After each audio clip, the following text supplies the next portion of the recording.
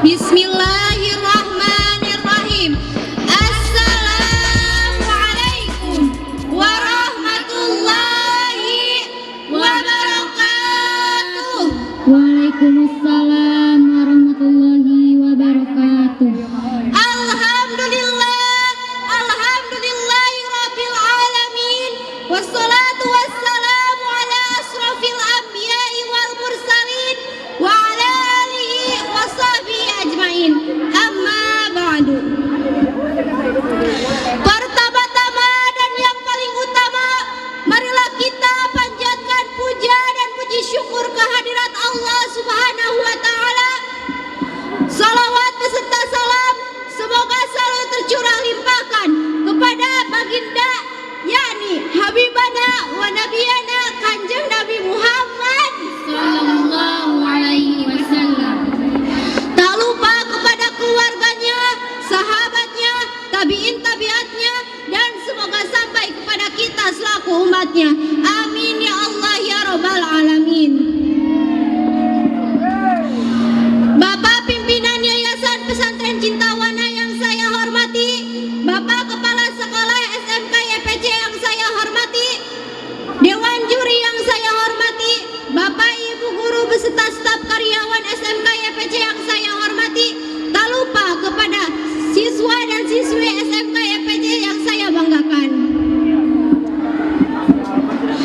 Berdirinya kami di sini, insya Allah kami akan menyampaikan sepatah dua patah kata tentang bulan Rabiul Awal. Bulan Rabiul Awal adalah bulan yang sangat bersejarah bagi kita umat Islam di seluruh dunia. Karena pada bulan ini, tepatnya pada tanggal 12 Rabiul Awal tahun Gajah, telah dilahirkan seorang pemimpin umat manusia dan juga rahmat bagi kita semua dan seluruh alam semesta. Pemimpin ini kita kenal dengan nama Baginda Muhammad Sallallahu alaihi wasallam.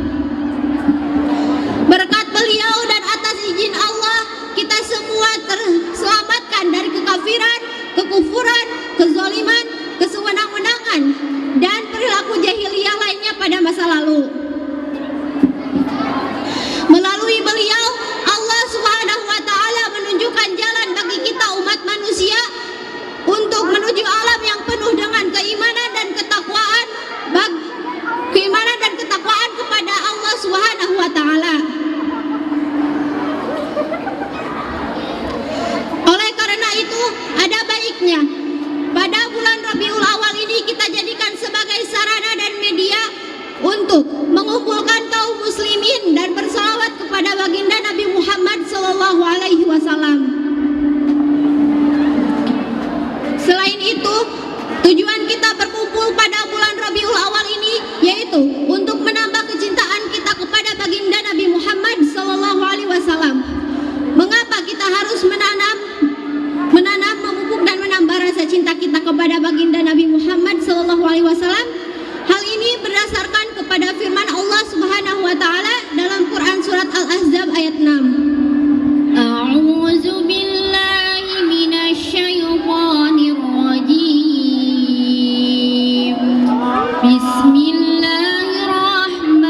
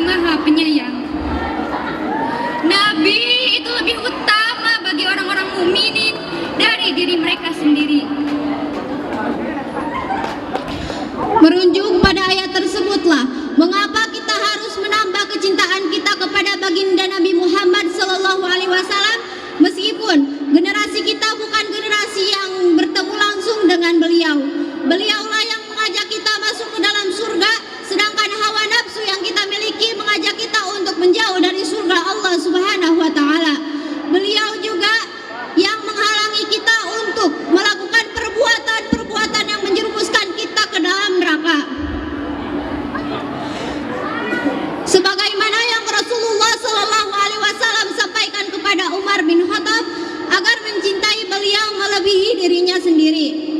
Berkaitan dengan loyalitas kita kepada Allah dan Rasulullah, Allah Subhanahu wa taala berfirman dalam Quran surat At-Taubah ayat 24. Qul in kana aba'ukum wa abna'ukum wa ikhwanukum wa azwajukum wa athiratuhum wa amwalu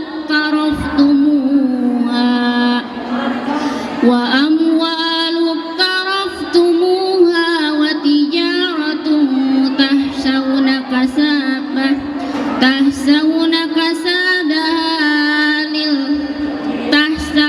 كسادها ومساكين ترضونها أحب إليكم من الله ورسوله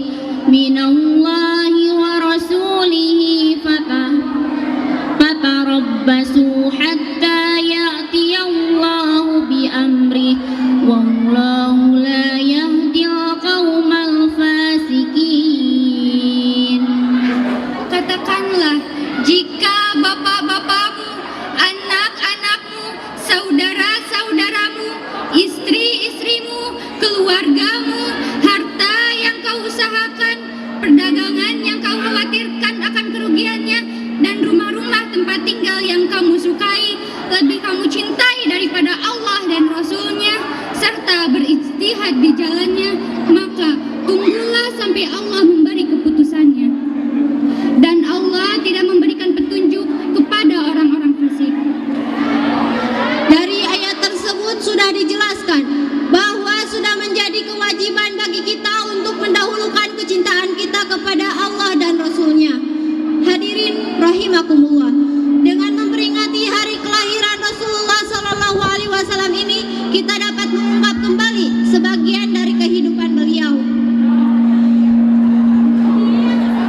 Selain itu juga, kita juga dapat mengingat kembali bagaimana beliau berjihad dalam menegakkan agama Allah Subhanahu wa taala. Sebagaimana firman Allah Subhanahu wa taala dalam Quran surat Al-Ahzab ayat 21. Laqad kana lakum fi Rasulillahi uswatun hasanatun liman kana yarjullaha wal yawmil akhir wa zakarullaha katsira.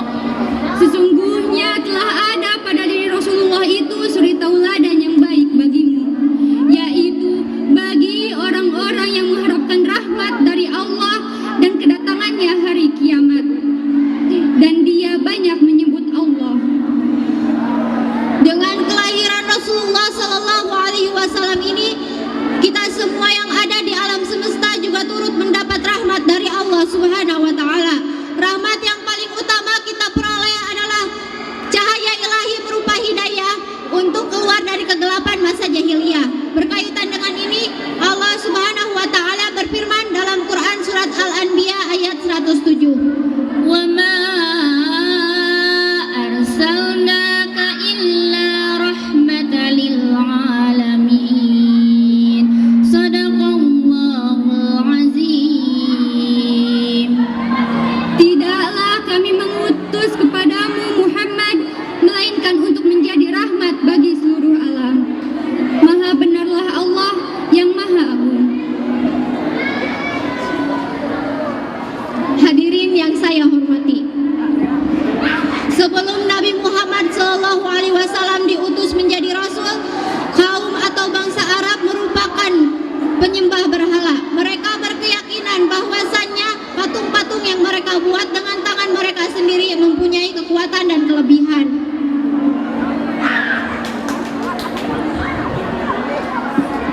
Akan tetapi setelah Nabi Muhammad SAW datang, perlahan kepercayaan itu luntur dan kembali mengesahkan satu Tuhan, yaitu Allah Subhanahu wa taala. Semoga dengan selalu mengingat baginda Nabi Muhammad SAW senantiasa menambah ketakwaan kita kepada Allah Subhanahu wa taala. Sekian yang dapat kami sampaikan. Kurang lebihnya mohon maaf. Unzur man qala wa la tanzur man qila. Wabillahi taufiq wal hidayah. Wassalamualaikum warahmatullahi wabarakatuh.